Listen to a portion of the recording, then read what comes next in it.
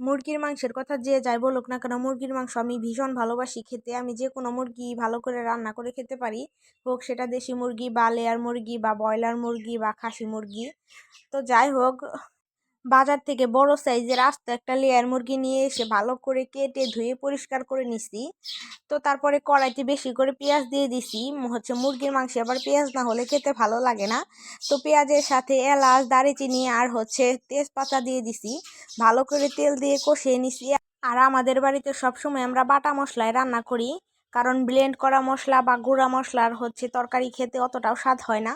তো সে যাই হোক, জিরা বাটা, আদা বাটা, পেঁয়াজ বাটা, রসুন বাটা দিয়ে সাথে হলুদের গুঁড়া, মরিচের গুঁড়া, ধনিয়ার গুঁড়া, স্বাদ মতো লবণ দিয়ে দিছি। তারপরে ঢাকনা দিয়ে ঢেকে দিছি। কিছুক্ষণ কষানোর পরে আলু দিয়ে দিছি কয়েকটা। আলু না হলে আবার খেতে ভালো লাগে না। সাথে কয়েকটা কাঁচামরিচও দিয়ে দিছি।